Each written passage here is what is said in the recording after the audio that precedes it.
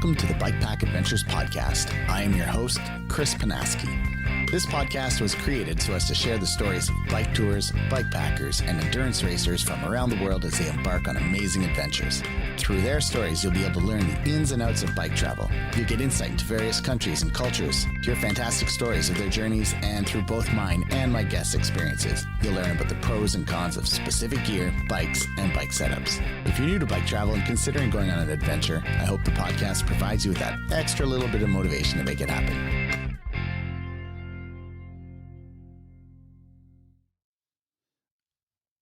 All right, and we are back for episode 2 for the second week in a row. Last week we had a power outage. Everything that could go wrong went wrong, but I managed to drag Carl back here for one more episode. And today we are kind of talking about how do you choose a bikepacking route that matches your experience, time, and your expectations so that the trip feels challenging, fun, and or both. To get us rolling today, Carl, do you have any good stories you want to share? Yeah, actually, I once took part on a winter bikepacking trip that looked great on paper. Like everything was perfect and no issue whatsoever. Yep. Social ride, and the terrain and like the high sea condition made it actually slowed us so much that we actually made it to camp at night. Okay, So and the plan was to get there way earlier? Oh, yeah, so much for a social ride. Now it was like in the middle of the night in winter, and then, yeah, it didn't go according to plan. Not at all. And what was the train like? Like, how did that end up not being what you expected? Because like I would say like what we were looking for was like a beautiful route. It was a lot of elevation, but we were expecting it. Right. And so like it was taking into account on the riding time, but it was remote, so it was all that we were looking for. Like it was like winter bikepacking, my dream. It was great. So beautiful route online, meant to be beautiful in real life because, you know, winter is really nice out on a bike. Yes. Especially when you get into somewhere remote. Lots of photo shots, chances, and elevation. Yep. What actually happened? Like, what did you guys get hit with? Yeah, actually the terrain on the map, like you look at a map and it's flat. So like you cannot really get the grasp of like how the elevation is going to be for real in winter. And sometimes a elevation curve that looks like this can be actually 90, like nearly 45 degrees. Right. So steeper. So we made we were way slower than expected. And also the only way to get water was at the campsite at night. So no resupply point in the middle. And like melting snow, you mean? Or? Even melting snow. Like we were like everything was icy, so there was not really snow. It was more like ice. So we were stressing about like making it out to the camp as fast as possible. So I mean, it was not a bad route per se, but it was like the wrong one for what we were expecting to do. Okay, so yeah, not the rider, just the route. Just the route, yeah. And I was actually supposed to come on that trip. Oh yeah, I remember. My something happened. I forget what it. Maybe I was sick, I think. And that's usually me in December, January, February, and I couldn't make it. So. But I have to tell you, it was an amazing trip. After the fact. Type 2. Yeah. All right. Well, there you have it, people. Welcome back to the Bikepacking Essentials mini-series. This series is all about the things that actually determine whether a bikepacking trip feels empowering or miserable. Not gear hype, not highlight reels, just fundamentals that make trips work. In the last episode, Carl and I talked about what bikepacking is and what it isn't. This week, we're moving into something that's probably has an even bigger impact on your trip than the bike or your gear. Really, the route you choose. Because truth is, most bikepacking trips don't go sideways because of bad equipment. They go sideways because the route didn't match the rider, the time available, or the expectations going in. So this week, we're talking about how to choose where to go, how terrain, elevation, and remoteness can completely change what a day feels like on the bike. And when it makes sense to follow established routes, and when building your own route might actually make more sense. And so we're going to talk about planning routes that make you want to do this again. And because the best bike packing trips aren't the ones that nearly break you, they're the ones that make you start thinking about the next ride before you've even unpacked. So, Carl, let's talk about choosing where to go. Yeah, that's the important part. I would say. Yeah, it's a tough one, right? Like every time we talk about bike packing, it's like, oh, this is really important too. This is also really important. And while everything is important, I think the routes can be real deal makers or deal breakers. You can have the worst equipment in the world and you will still be able to complete a route that is well planned and everything. That's right. So, and according to the trip, so like, I mean, like it can be like having the right route can actually make the trip like it can be empowering, or it can also be stressful, or it can be completely overwhelming. So like it's all those things that you can plan ahead that will not make the worst time of your life. And I was just thinking, actually, I remembered somebody posting they would cycle across the UK with a budget of, I think, 50 or 100 pounds. And that included getting the bike and bags and everything. Yes, and, I saw that. But the route made that so it's possible. Like if you would have said, okay, we're going to do the Highland Trail 550, you're not going to do that on a 58 pound or 100 pounds of money, right? And the bike was like free or something like that. Yeah, so, yeah. And I know another couple people that cycled and made their way from Finland all the way to Berlin, I think, with €100 each, starting with 0 gear, not even a sleeping bag. So, wow. But once again, they probably had a route that was made like those things possible. Mm-hmm. So, route choice can really be the single biggest factor in whether a trip feels empowering, stressful, or completely overwhelming. And I know we've been there on all three of those. Yeah, all of this. So, the routes, what do they determine? What do they help you figure out? Let's say how far you were willing to go. How hard do you want the feeling to feel? Like, do you want the ride to feel? How safe you feel to go into remoteness or going alone? Or if you want to have a fun time or just challenge yourself, I would say. Yeah. So those 14. And I have a bad habit of always having this desire to go really hard until I'm out there and I go, what was I thinking? Like, I just want to have fun and I want to enjoy my time. Most of the trip, that realization happens in the river, like in the middle of the day, and you're like, oh, why? Yeah. Do you think people spend too much time thinking about gear as opposed to the routing, like the routes that they're going to ride? Yeah, and I'm guilty of that. Carl is like, he's like basically a shopping mall of bike gear. Yeah. And then I go on an adventure, and then it just goes wrong because I'm not a planner in terms of route. I'm just like, I'm really good at equipment. So that's why I love to go with people, because I'm not the one that's going to plan the route. Not at all.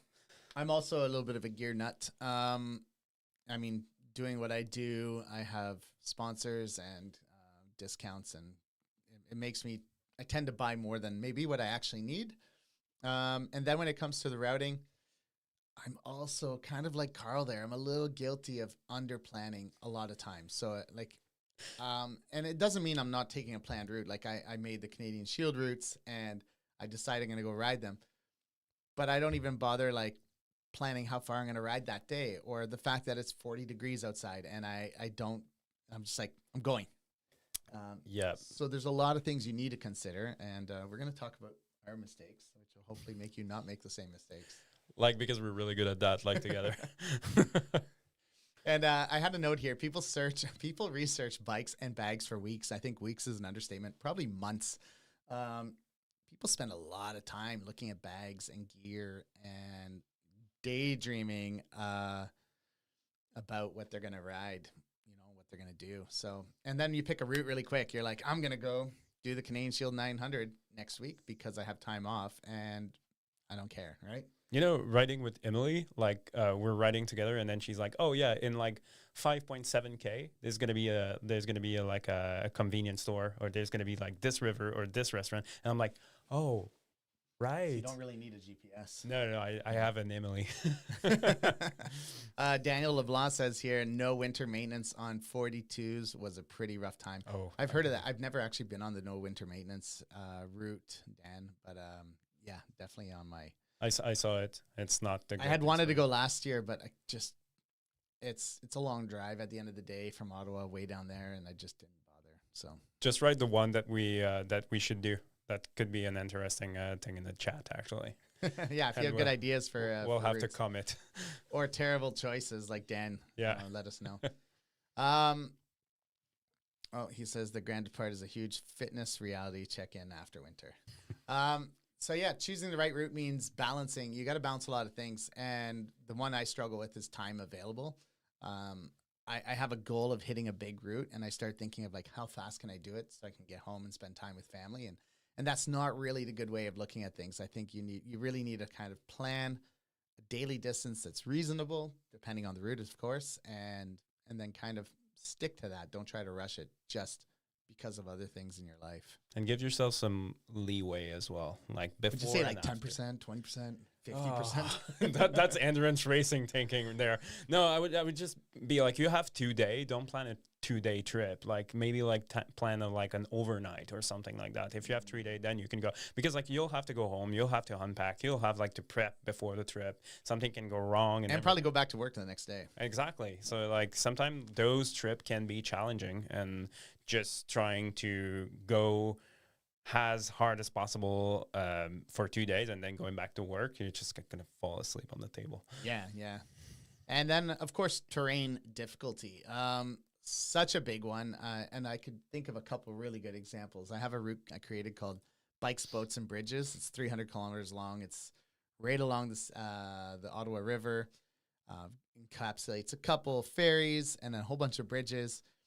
300 kilometers. I think there is 7, maybe 800 meters of elevation across the whole thing.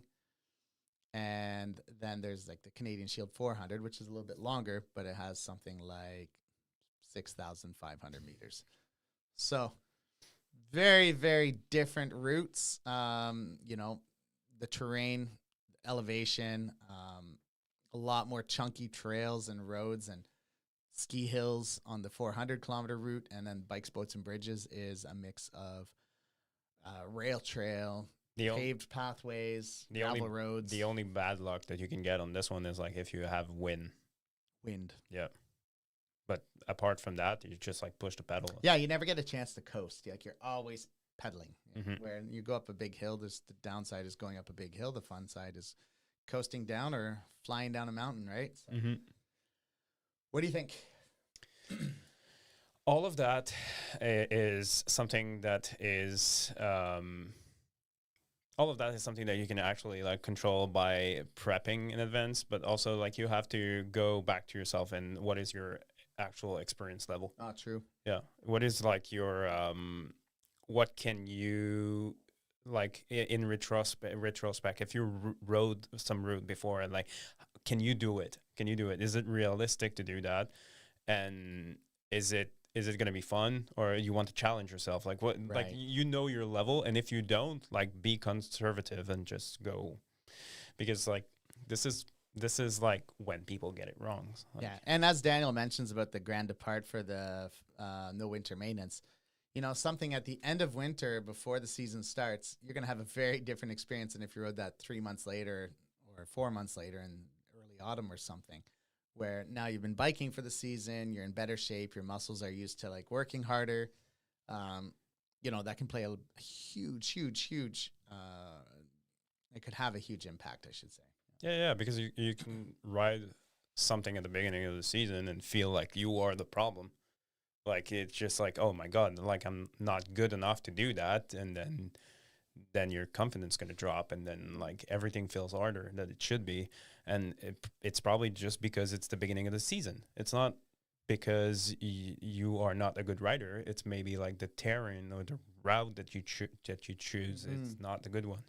Yeah, and I think when all this happens, you kind of lose. It's easy to lose confidence, right? And that's not what we're out there for. You're going out bikepacking to get free and have a chance to do a personal reset and whatnot, and to have an adventure. But also, you don't want to come back with zero confidence. You got the good mindset, but like your expectation were mismatched with the route that you choose. Yeah. So today we're going to be talking about some various things, but the first one we're going to talk about is how to match the route that you're going to ride to the time and experience, like the experience you're looking for.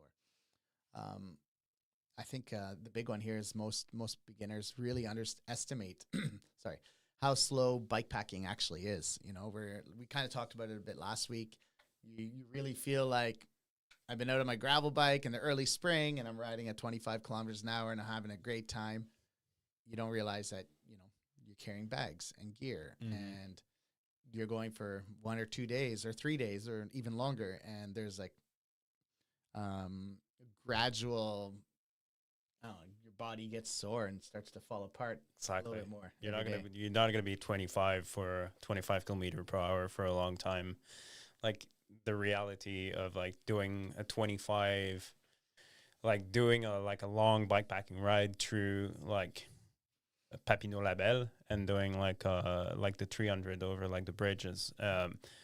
There's a big difference because like the terrain's going to slow you down, like because if you're not on pavement, it's going to slow you down. And Papineau Labelle is rough. Like if you wouldn't know it just from hearing the name, but it's a wildlife or a nature reserve.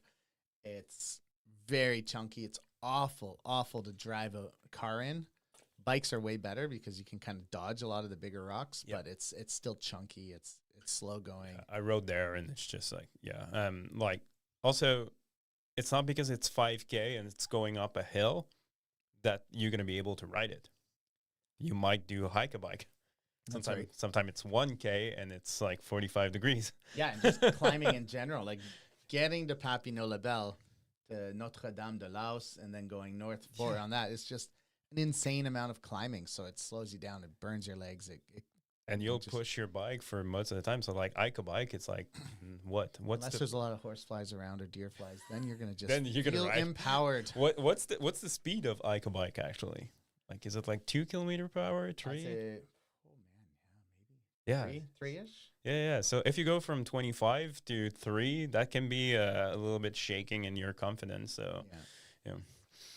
And as we mentioned, like when you know the more remote you're getting, the more important navigation is, and it can really slow you down. Like I know when I rode the BT 700 in 2021 with this guy, I was on an older Garmin and he was on the older Wahoo, and I was about to. We were losing our minds because the Garmin, if you missed your trail, you would just sit there for like 5 minutes watching it try to reconnect to give you directions.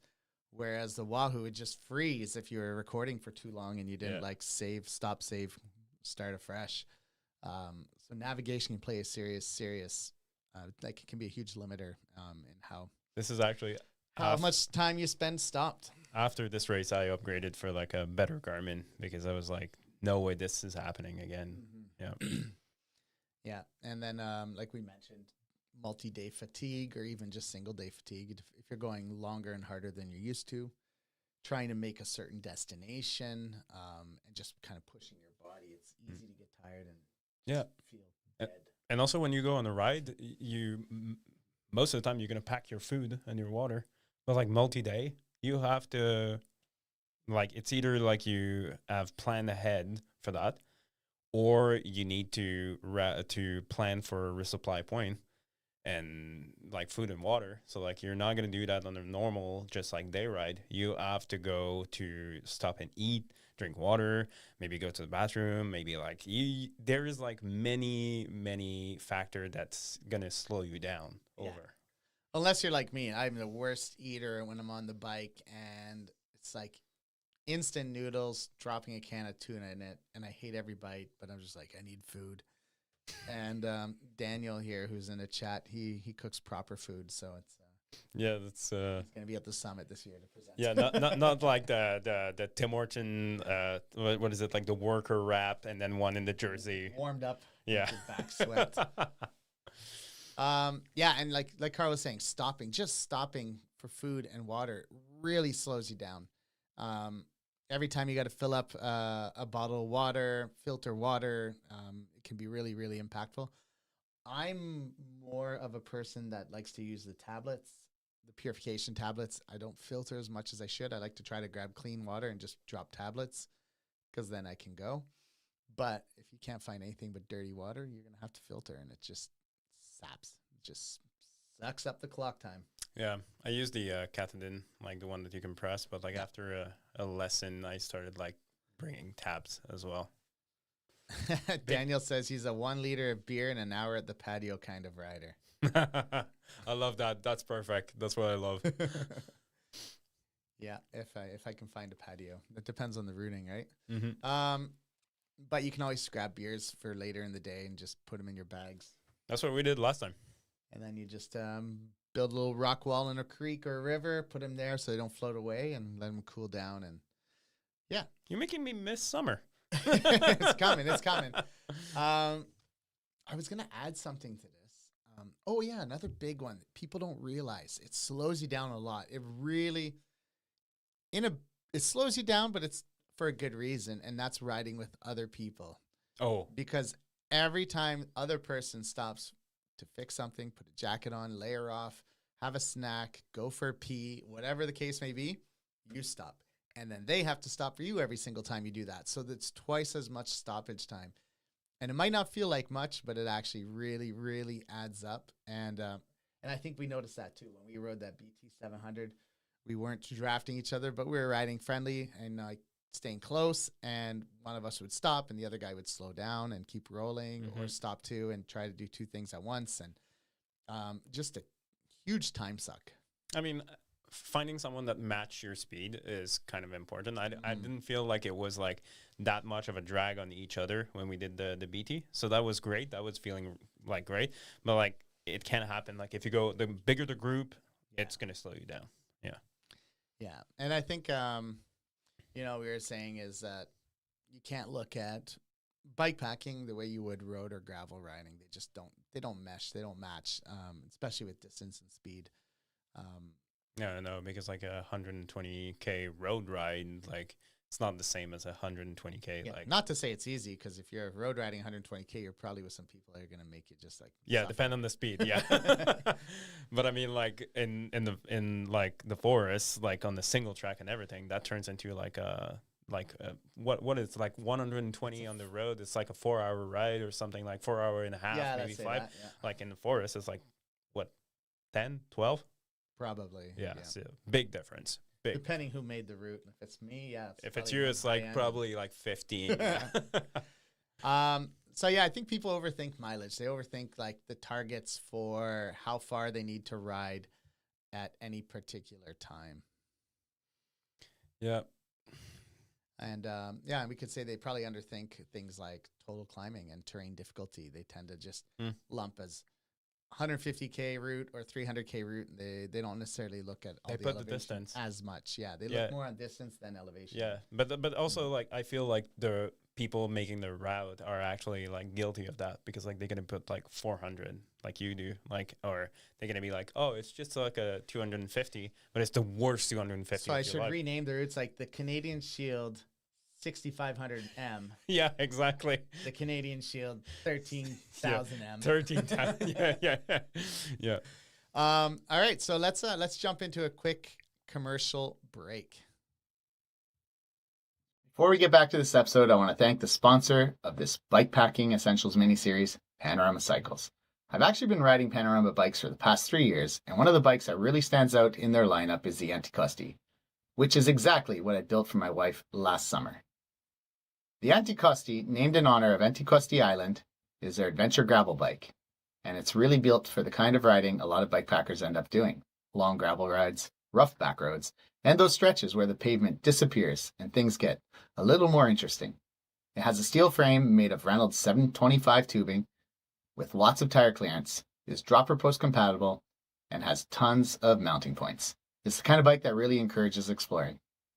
And speaking of exploring, this actually leads up perfectly into the next topic of discussion: terrain, elevation, and remoteness. Because one of the biggest decisions in bikepacking is figuring out where to go and how to choose a route that matches your experience and the kind of trip you want. All right, and we are back, and we're going to start talking about those dreaded things we just brought up: terrain, elevation, and remoteness. And I think this is where the route really sets in. There are quite a few things we can talk about, but I think, like we mentioned, terrain, elevation, remoteness are three things that can make or break a trip. Yep. Yep. Yeah, because they changed the parameter. They changed everything. Yeah. What have been your experiences with terrain? Like, how has that impacted your riding? And you could probably bring up a few ideas of routes that you can think of. I mean, like, I remember during the BT where like we're in the middle of the night, and then we're just like, oh yeah, we're gonna be able to just ride, and then we end up next to this waterfall, or in the middle of the park where There was a waterfall. there was a waterfall, and we're just pushing our bike up, and we were doing it in the middle of the night, and I did it again with my partner, and then she was like, it's not that hard, but like we were doing it in the middle of the night, we didn't know where to go and everything. Yeah. So like this is not a route, this is like climbing. So like riding on pavement is fast. Like it makes you feel fast, and you can be like, oh, I'm riding at 30K an hour. All of a sudden, I'm going to do 30K in an hour. Funnily enough, though, when I'm out bikepacking and after like a long session of like backcountry roads or trails, and I hit pavement, I'm like, thank God, pavement. Yeah, because you're looking. I'm like, I needed a break. Because you're looking at the GPS in the middle of the forest, and you're like, I still have 50K to go, and then all of a sudden it's like 30K of that, and you're like, okay, I still have 20K to go. Yeah. Because like riding a single track is way different, like we said, than riding pavement. Like, so I mean, like the terrain's gonna like choose wisely when you're looking at your map. Like if you're like, okay, this is a good option, but there's also like a pavement, like a paved route that you can do as well around that. That could shorten your trip and make it more realistic. If you have like just 4 day or 3 day or just an overnight. That's right. And I think also like gravel, if you're riding locally and you know the area, like I know a lot of this area and close to where I live, I know which roads. I know that every year they get graded and stoned. Not like stone, but stone, like fresh stone on them. And what could be a fast-flowing, smooth, easygoing gravel ride can become really, really hard, like riding in sand. A funny story about that. Zoom in a bit here. There we go. Hello. A funny story about that is actually Emily again. She was doing the lug driver, and she ended up on the road just before crossing the river, and she were following the grading truck. Oh.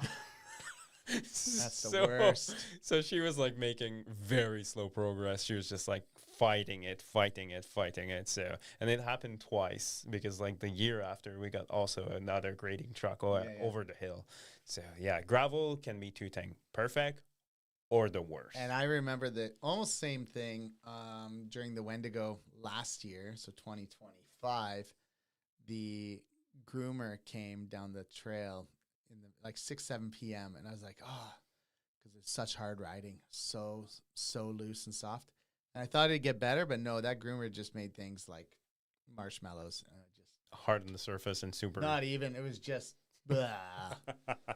So what you expect to be good can quickly change. What I love is forest roads.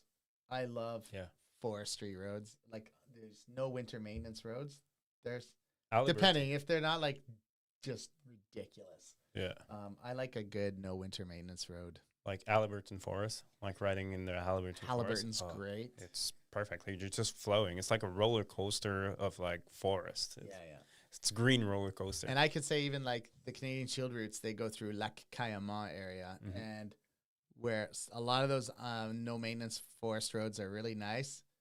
Then you hit the one section of really, really rough hike a bike, and that makes you not love it. But in general, That can change with gear. Yeah, that can change with gear, but that's the next episode. yeah, exactly.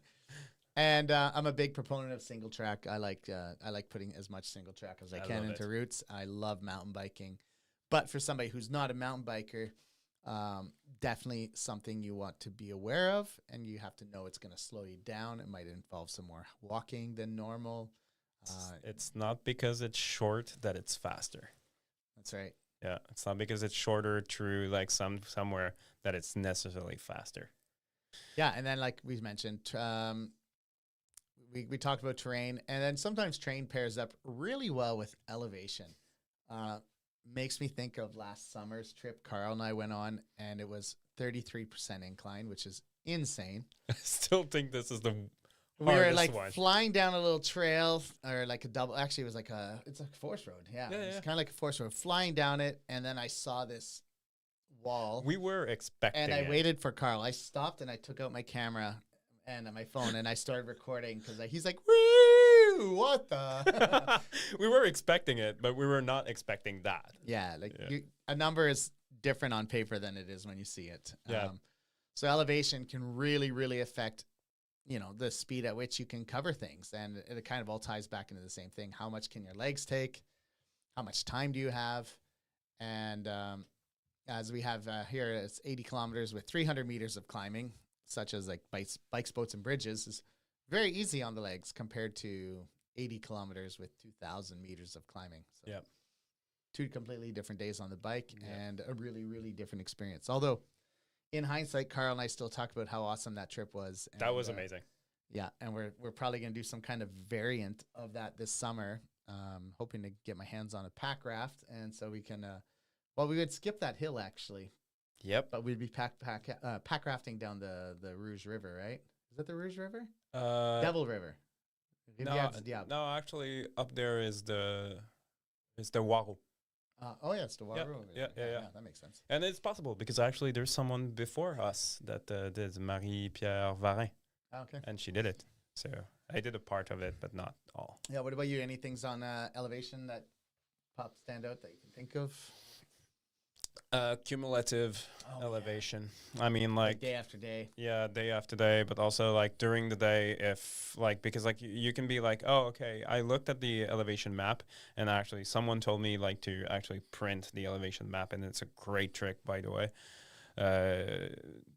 But you look at it and you're like, I can do that, and this is some sort of a plateau, so it's gonna be. But sometimes the plateau is on an angle, so it's like. Over the day, you're going to be tired, but like the day after, it's going to get back to you. Yeah. Like if you're starting another day. And if you're in a really, really hilly terrain, there's a couple, I don't know if this is something will come up in another episode, but I'll just talk about it now. But, if the weather's good and you can sleep at elevation, so at the higher point of the route, when you start the next morning, you start with the downhill and your legs are already, they're not fresh, they're not warmed up. It's a little easier on the body. But if you're like in British Columbia, you can't sleep at elevation. If it's cold, you got to get down lower. So you're going to probably start your day with climbing, which is pretty hard on the body. The happy in between is if you can find like a fairly flat spot partway down. Start with a little bit of descent, and then you can. So you can wake up your leg to get the blood flowing. Yeah. Yeah, but that also brings us to the next one, which is remoteness. And Daniel here says, I love single track in a group, but tend to avoid it when riding solo. And I think that's a good point too. If you're not super confident mountain biking, or, you don't want to take that risk of what if, being in a group is a great way to overcome some of these challenges. Yeah. And actually what Daniel said, it's a good segue to the next one, the remoteness. Give her. Yeah, remoteness. That's going to affect how you're going to ride, like not just the mechanical risk, but also your own safety. Like, are you ready to go alone? And then you can press that SOS, but like if you pass out, you're passed out. So like there's nothing you can do there. So like, are you going to take more risk because you're alone? I would rather say no. Resupply is going to be also another big thing, because like if the only resupply is at the end of the route that you're doing, it cannot be taken into consideration. So you have to actually be self-sufficient. Water access, because sometimes there's a lot of water all around you, but it's especially in this part of Ontario, like yeah, Quebec and Ontario. There's a lot. Really we have a lot of lucky. lakes, and it's not all murky. But but like, if you go towards Toronto, there's not as much water access. They don't oh, no. have as many lakes and stuff as we have kind of going north. Oh, okay. Into the Canadian Shield, we have a lot more water. I don't bike packing that often in Toronto. I know, like, I mean, like Southern Ontario, even like Yeah. the BT. It's like, sure, you get some water eventually, but it's like a lot of farm There- fields where there's yeah. no water. Yeah, exactly. Yeah. And also the bailout option, the bailout, like being able to actually cut the. Can you just call an Uber? Yeah, no, I mean, like, you know what? Personally, I don't like bailout option. I don't like them. It's like you find it too tempting Yeah, it's too Yeah. tempting. I'm weak. when you're tired, when your mind is Yeah. kind of I love to be. second guessing yourself. I love to be as far as possible from a bailout option, because like if it's there and I know that there's a couch on the other side of it and a shower and yeah. everything, I'm gonna take it. Like, And I've done that, funnily enough, like bailout options. I did like my pre-expedition trip where I was testing gear and stuff, and I did that 800-kilometer trip to where is it? That the old what was it? Chicoutimi? No, not Chicoutimi. Anyways, I Saguenay? forget. I don't know. Ah. Anyways, so I did an 800-kilometer trip, and I was 100 kilometers from home, and I was just tired, and I wanted to be home. So I was like, "Hey, honey, can you come pick me up?" She was my bailout, and she's like, "Are you sure?" I'm like, "I have no shame right now." Yeah, bailout option can be like cutting to go back home, but it can also be like someone that actually pick you up. Like the first year of on the log driver as well. Actually, the first year I did it with Emily, we had a bailout. Like they drove back to us, and then they just like brought fruits and like food and everything, and I was like, that's way better than sleeping on the side of the this ditch. Yeah, it's always it's a tough one. I think it's good to be considering options. You know, I went out to do the Canadian Shield XL, which is 1,150 kilometers, a couple of years ago. And by day 8, I was really missing my daughter, and I think it was maybe day 7. I was really missing her, and I thought, okay, I'm going to give it one more night. I'll give one more day of riding tomorrow, and I'll see how I feel. And then I just decided to beeline it from Maniwaki all the way back home. So it was like 200 kilometers of pavement and gravel. And I skipped the rest of the trip because I was like, you know what? Like right now, family feels like the most important thing. And so I took that bailout option, but it wasn't planned. It was just something that came up. Yeah, I mean, like you had the option. Like the thing is, like, is it always better like to be as far as possible? Yes. Yeah. No, I love it. I love it. Like, I mean, like. No, remote, I would say if you're an advanced, is there a term, advanced bike packer? If you're really experienced at bike packing and you're looking for that further challenge, then yeah, remote is great. It allows you, but I mean, there's so many skills you need to have that. I mean, even a lot of advanced bike packers don't have. Like, I'm not good at fixing tires. I mean, yeah, I can patch a tube, but get me to plug and use a CO2 cartridge or something, and I'm in trouble. I'm also really notorious for not carrying a good first aid kit. So yeah, if I go really remote and something happens, I'm putting a lot of risk out there and on myself, right? So it raises the stakes. It raises the stakes. Yep. Yeah. What do you feel? Do you like remote? I do like it, but with the right people. I mean, I like to do it alone. Am I the right people? Oh, you're the right people. You're the right people. Curiously, I love to be alone because in my head it kind of like lowers the stakes. Okay. Because I just have myself to manage, but then I choose my route in function of that. Like if I'm regarding to the fact that I'm going to be alone, so I'm not going to take as much risk. I'm not but alone can be incredible, but with the right people, it's even better. Yeah, and while those 3 things I think are really important, right? We said what, terrain, elevation, and remoteness. Remoteness. Yeah.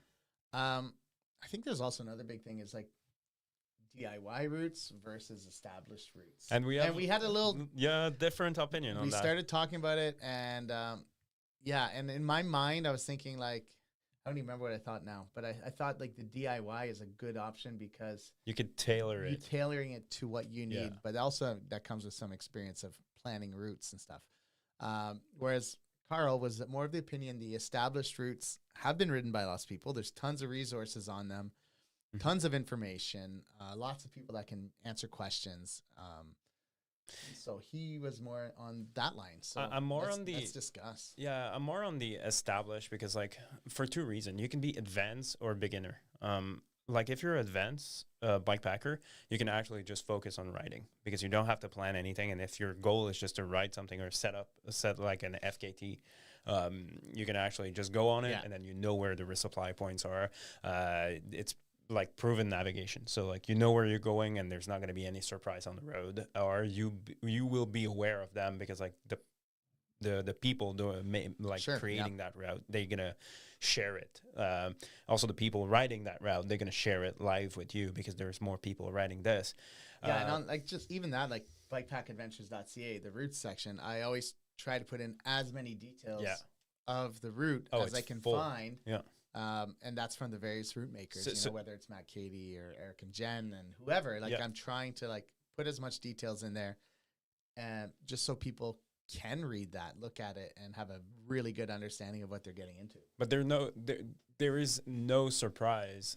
That being said, there's also like I'm ready to admit that there's also like not just positive, there's also negative, because you can be forced to go on a route that could be a little bit longer than what you were planning to, or could be a little bit more elevation. So it's not really tailored to yourself. That's right. It's mostly like you go on a route that is the option. So if you have many options, like on your website, actually, you can look at them and be like, oh no, it's just going to be a 100-kilometer weekend. But if your options is like between the 500 and the 700, you can be okay. I'm gonna go on this, and then if you're not finishing it, it's like you never did it. That's right. You have that. It also affects like what we talked about earlier. Is like just a mindset aspect, right? I know for like the Canadian Shield routes, it always comes back to those because it's my podcast. It's your baby. When I first made it, it was the original one that we went out to test ride was 400 kilometers, but then it blew up to 900. And then I kept the 400 as this shorter option that was meant to sorry, my water well started making noise. As a shorter option that is meant to be that in between for people that aren't looking to take on a huge route. And then from there it grew, and I also made a shorter one that's 250 for those people that are looking for that introductory bikepacking ride, and I did that with purpose of making something that's a little bit less elevation, a little bit better terrain, less single track. So it's more beginner friendly. It's accessible. It's accessible. Yeah. But I find often like if I go for a ride and I start playing around with stuff or jump on Ride with GPS and plot something, this DIY route ultimately is the goal is to make it into something that's established so people can take what I learned when I rode it. But sometimes if you have a limited time and you know where you are actually, so it's not like completely blind, but you know where you are, you know the region where you're riding to. Like sometimes a DIY route, you can like, it's easier to do the logistic because you can create something tailored to your need for the length of the trip, for like are you out of the winter or in the middle of the season? So and I think there's I think we're jumping around all over, but I think there's a really good point about DIY. It's like a lot of times if you're following an established route and you can see there's a town and it's 7 kilometers away, what goes through your mind is 7 kilometers off route to get to that town, 7 kilometers back to get back to the route. Yeah. And then I still have another 650 kilometers to go or whatever, right? That's so true. And by essence, you're less motivated to leave the route, even though it's probably the best thing for you at that moment, right? Hey, thanks for the follow, Mike. Mike says, I think you have to be cautious as to not just take a route, POIs, and a cue sheet and not know the details. Everyone has different goals. I like to take an established route, but also deep dive myself. There's probably more words to that. Nope, deep dive myself into it. So yeah, like if you make a DIY route or you take an established route, as kind of Mike was just touching on there, and then modify it to your needs, you can plan a slightly different road that will take you through that town so that you can get that resupply you might need or grab a hotel or whatever you might need. Yeah. You know, so you can kind of plan it around your expectations and experience. Less stressful, I would say. Lower pressure, because like if you decide to take that established route and then you're just like, oh no, you know what, I'm just gonna go like to that town using that road instead of following the course and then just doing the detour, then in your head you're like, I cheated. It's not, I didn't do it, I didn't complete it, I went away from this line, and then I just decided to make my own, so it's not the same thing anymore. Maybe I missed something. Yeah. Just go Oilers. Are you guys playing tonight? Losing or whatever? How's that goalie working out? All right. So, yeah, actually, I can think of a really good example is actually my route and Log Driver's Waltz. So, for instance, when you get to Mont Saint Marie or Lac Saint Marie, on the Canadian Shield 400, you would head northeast up a countryside road, but you actually don't go right down through the town. So if you were to like pick that route and you think, well, I want to go through the town, but I don't really want to backtrack 5 kilometers, you know that there's another road along the river that would take you up towards Gracefield, reaching the same objective. It just allows you to match things to what makes sense for you at that point, right? Actually, out of completely unrelated, but how do you feel about yourself about like taking an established route and then riding it and then going off that route and then coming back? How do you feel about that? Because I've done it lots. Yeah. I don't know. I don't particularly care unless you're trying for an FKT and it really matters to you that, I mean, it's so important that you have the fastest time and you have to be every inch for inch, ride the whole route.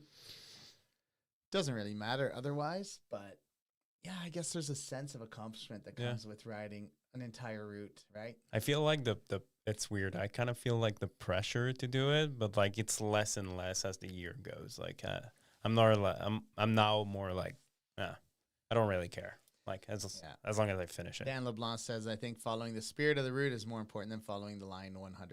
Yeah, and I think that's well said. 100% agree. Yeah. I think, as we mentioned, established routes, a lot of us got into bikepacking because of established routes, right? We've seen Ride the Divide.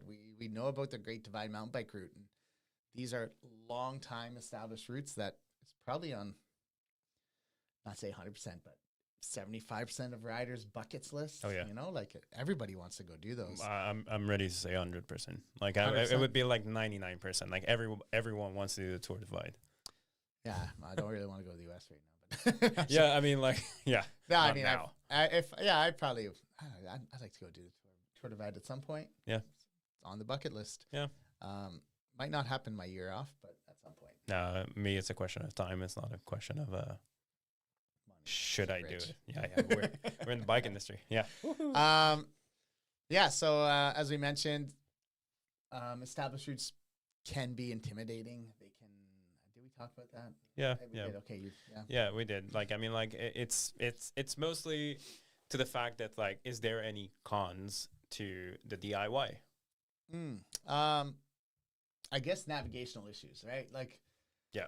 When you're creating a route, and I've had this happen to me countless times, you plan a route on Ride with GPS, you go and then there's a gate and you realize it's private property, or you plan something and then you're in the trails and you realize you're going the wrong way on a one-way path, yeah, unfortunately it happens. And when you're experienced, you can just kind of go with the flow and fix that as you go, or you ride it and then or climb over their gate, or detour and find an alternative route. And it can take time, and maybe it's time you don't have. So, yeah, if you're a beginner, though, it's a lot. It's a lot to deal with on a phone app of Ride with GPS when you're not used to it, and you're trying to get you know, that acclimated. first gate that you go over, it's always like the one that you're like, oh, I don't know, just like, oh, should I backtrack and everything, and then you're doing it, and then you're like, oh, okay, and then after that, it kind of like click in your head, and then every gate is just like, yeah, I'll see, I'll talk with the guy, like it happens to us. It's like, oh yeah, hi, sorry, we didn't know. Yeah, and I think as you mentioned earlier, you know, a map is 2D, the real world is 3D, and it's really easy to make mistakes or to underestimate. Yeah, modern tool can help with that, where you can just like actually go topo on your Google Map or Maps, and just like, or Gaia or anything, and just like putting the finger and then just like make it 3D instead of that just 2D. But even though like your brain cannot really comprehend, it's like so we come to a decision, what's better, DIY or established? I think both have their advantage. I think they both have advantages. I think I'm leaning more towards an established route that you've DIY'd to fit your needs for that trip. Yeah. And if that means, actually, I can give an example. A couple of years ago, I went to the Grand Depart for the log driver's waltz, and I knew I was only going to go for one day. I had things going on. I told my wife I'm going to go and I'll be back tomorrow morning. And my goal was to ride just 200 or 250 kilometers of the route as fast and hard as I can. So I didn't carry it too much. I had just water bottles because it was hot. Yeah. And the goal was I was going out to ride the half. Okay, yeah. I think I was going to give myself a day and a bit. Yeah. I ended up only doing 250, and I didn't feel guilty. I was like, you know what? I went out for a ride. The goal was to ride. I rode my bike. I had fun. I met people. Problem solved. That's the spirit. Yeah, me too. Like I tried for an FKT on the half 1 year, and I had like only like the bare minimum on my bike, and I ended up getting an hotel with Emily, and I had to wear her yoga pants and the bed sheet. In the hotel? In the hotel, yeah, but not outside of the bed of the room, just inside of the room. I still have a picture of that, and it's beautiful. Yeah, so I think I don't worry too much about cutting corners on routes and stuff. I don't think it makes you less of a finisher unless you're out to set a record. Yeah, it's mission critical. It's just touring at the end. You're just there to see beautiful place. So like it's not like a rail. You can go out, you can visit, you can see that waterfall. Yeah, and then here we have the next section is planning for fun versus planning for suffering. And I don't know why I came up with that as an area topic title, but I did. I'm really good at planning for suffering or integrating suffering into what I think is going to be fun. And then it's just suffering. Yeah. I know you. Yes. Like when some people seem to intentionally and sometimes not intentionally choose brutal route. So that's like you. Maybe because of media, peer pressure, or just like because you think this is what you want to do, or this is actually what you want to do. So yeah, that's a good point. I think a lot of people see YouTube videos, and I think a lot of videos in the early days of bikepacking was sunshine and rainbows. Yeah. And all those videos are like, look at this beautiful adventure, and it's so great and easy. A little bit of riding. And now the videos are so focused on the difficulties and the challenges. You know, it starts off with a real, like, what do you call it when the hook at the start of the video is like, and today I went over the biggest mountain ever. And so now you're watching like, how big is this mountain, right? And people are like, we're like building off of this idea that a route has to be hard in order for you to experience bikepacking. Yeah, and we actually talked about that a lot last week because it was kind of last week being 2 weeks ago. Yeah. Yeah, because I think they all tie in together, but I think it doesn't have to be a sufferfest. That's to be a good bikepacking route. Yeah. You know? Yeah, because like you can build experience on many trip, and then after that turn it into like a sufferfest. And the sufferfest is not the goal. It's just like some routes are more challenging than other. Like it's like it's the reality of thing. Like Mm-hmm. sometimes if you want to go straight through something, it's going to be harder, and you expect for that. And I think to a certain degree, there's early bikepacking experiences have a little bit of suffering in the sense that there's a lot of new stuff happening. Yep. So you're getting like overwhelmed with all the different things going on, and which could lead to a little bit of challenges, challenges that you're not used to or unexpected that you're hopefully will just learn over time how to adapt, and then you can find new ways to suffer. Yeah, I would say don't go for the like worst ride of your life for the first few time, because like you need to actually figure out, oh, you're gonna, and then give yourself some leeway to be able like to get out and then go back home and then reassess. I think fun focused routes are really, really a really good way to go at the start of your bikepacking journey. Focus on the fun times. And that's no different than me with my daughter when we go on a family trip or family bikepacking. It's meant to be enjoyable, right? Which can be sometimes a little bit boring for me, but fun for her. Yep. Is the key, right? You want to make those experiences positive. Yep. Yeah, I mean, like, it's all like that we said, like, it's predictable, it's enjoyable, it's mostly for the view. It's mostly like to enjoy the time that you're out there and not make it like an adventure in the sense of like you're gonna remember it for the wrong reason. Yeah, right. Yeah.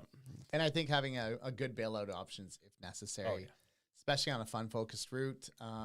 For instance, last summer we were in Europe, and while it was more touring than bikepacking, we were never shy about saying, okay, let's jump on a train today for 30 kilometers because my wife was feeling sick. Europe is great. Or one day we jumped on a bus for 30 kilometers, I think, because it was going to be a huge headwind. I wouldn't say it was really hot because it's Northern Europe. But the headwind was brutal, and we're pulling a kid and bags and all these things, and it was a lot. So we said, what if we just cut the distance in half? We don't have to feel guilty. It's our your own adventure. I mean, you're going to see something else somewhere else. That's it. Yeah. So for me, like in Japan, we took the train to go from one region to the other.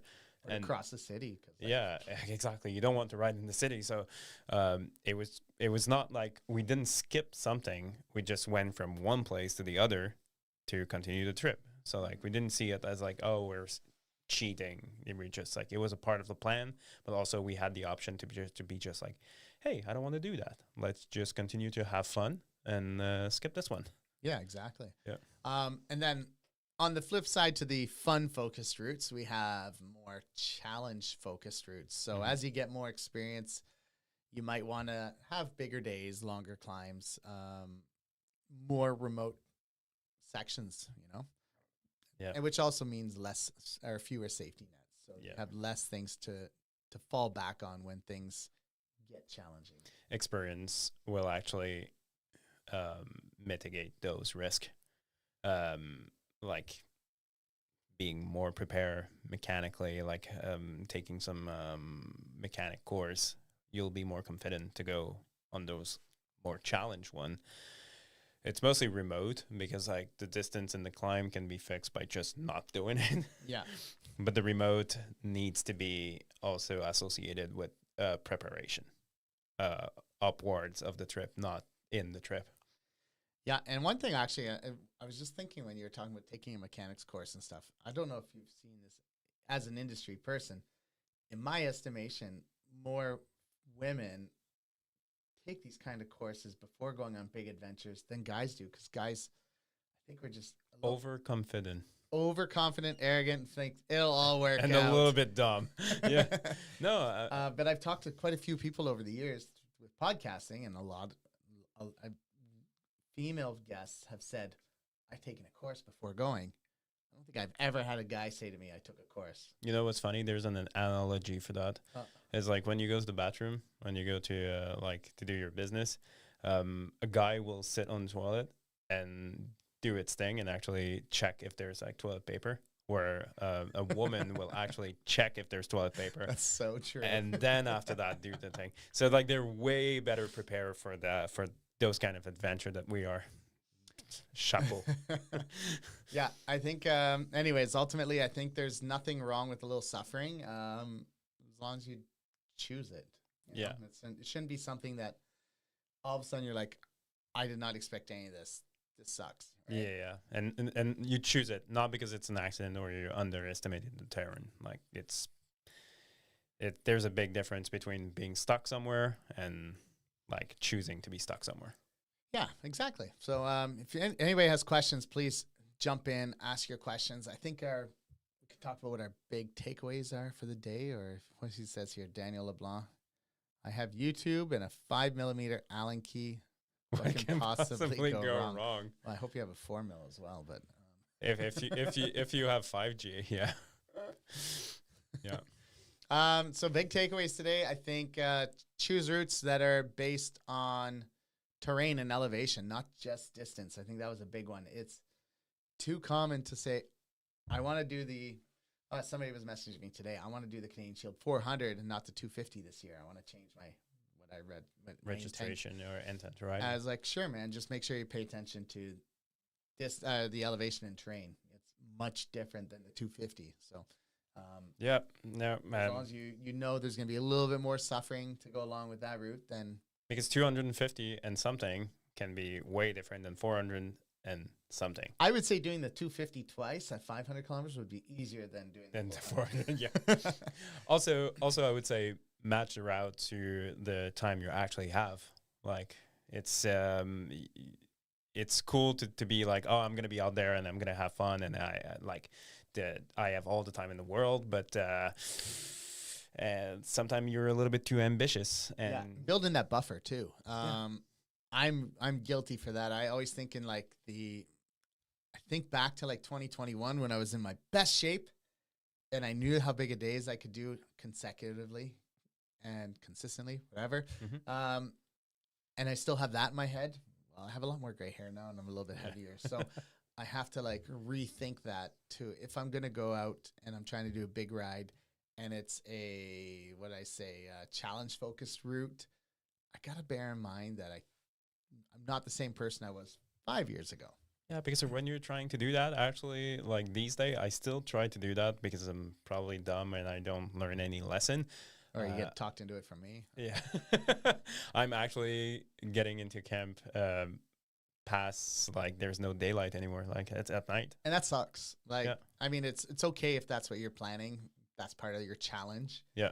But it definitely sucks the joy out of bikepacking when you roll in really late and it's dark and you're trying to pitch your tent and you're trying to cook your food and you know it's like I should be in bed right now. Yeah, because we have to remember that it's not just about the riding. It's a little bit like bike touring. Bike touring, you're going like somewhere and then you visit. Bikepacking is also like going to a place and then enjoy like the scenery and then like see new place. It's about seeing too, not just like riding and sleeping. Yeah, and you know all that time you spend riding at nighttime, you're missing a lot of good views, a lot of good experiences. While you know FKT racing and like or doing really big routes where you're going to be riding 18 hours a day on some days has a purpose. Yeah, you know, it shouldn't be the be all end all. Yeah. And like we said, established routes are great, but simple DIY routes can be just as good as well. Mm-hmm. I think as we kind of came to is doing a little mix and match of the two is a really good way to do it. Yeah. And it says here, for familiar terrain reduces stress. So keeping it closer to home sometimes is a really good idea when you're early in your bikepacking career and you want to get more experience. Just keep it close to home. Yeah, exactly. And start with a route that is repeatable. Like because if you do it, you can do it more than once.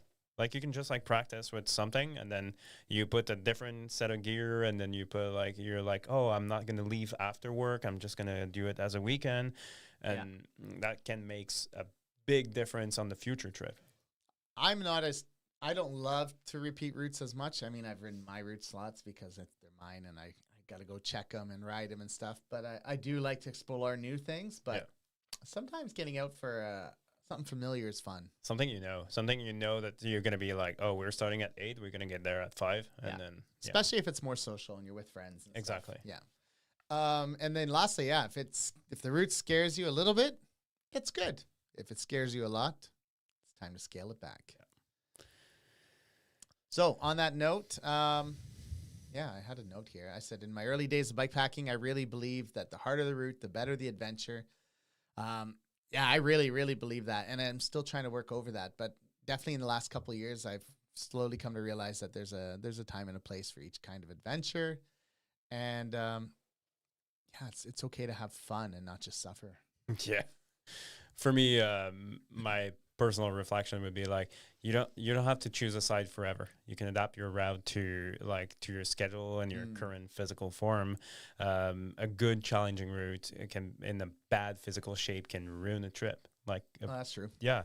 The same apply to your vacation days. Like a 5-day adventure and a 5 days vacation will make you loathe bikepacking because you have no time to get back, no time to actually settle down.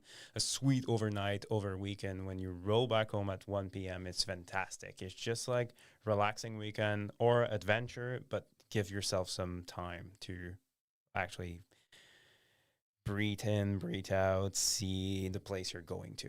Yeah, that's a great point.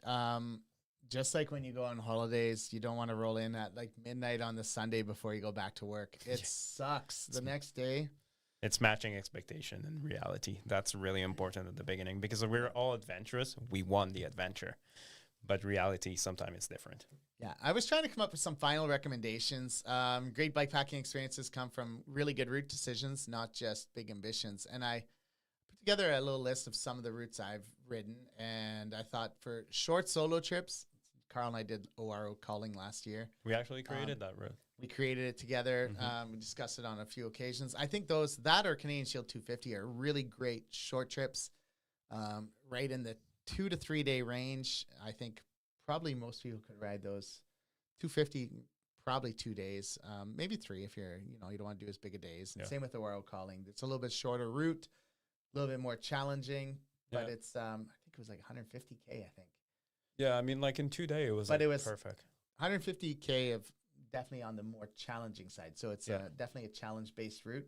Yeah. But it's short enough that you can fit it into a few days and make something good out of it. Yeah. Friend trips or calling was really fun because like you're suffering with a friend, but also having a great time at the end. 10 out of 10. Yeah, 10 out of 10. If you got a group of friends and you want to go riding, check it out on bikepackadventures.ca. It's a really fun one. Family trips, bikes, boats, and bridges, because there's a lot of flat trail. I think it's really good with kids. You're along the Ottawa Valley. You're passing some cities, taking ferries. Kids like that stuff. I think it's a great option. And then time and freedom. I don't know what I meant by that, but something longer and more challenging. Yeah, in the 1,000 kilometers. You know, the Canadian Shield 900, Log Driver's Waltz, Butter Tarts 7. Is it still Butter Tarts 700? It should be 800. 800. But BT 700. Also the one next to Niagara Falls that my God, Theo just did. It's like his route? Yeah. Oh, the Golden Horseshoe? Golden Horseshoes. That's a big one, yeah. Yeah, that's a big one as well. 1,600 kilometers. So if you have lots of time and freedom, you're not constrained by wives, kids, husbands, jobs. Or if you plan ahead. Or if you plan ahead. Yeah. Those are really great options. Anything you want to add to that? I mean, I don't just talk about my routes. I added other people's. I don't just talk about my routes. And of course, you can do great northern bikepacking route if you got lots of time. Yeah, I mean, also there's the Quebec Traverse in Quebec if you have like a lot of time. There is some route in the Eastern Township that you can do. There's a lot of good ones in Eastern Township. Yeah, you can do What over. is the one with all the pubs and stuff? Les Cantons de something or something. Yeah. There's also la Gravelée des Saveurs and la Gravelée des Cantons. And there's like some that are around beer. And I would say, there's a lot of option all around Quebec. But like choose one that looks fun and go with this one first. And if you're more experienced, then you can go like, you already know all that. But like for making it fun, if it looks fun, do it.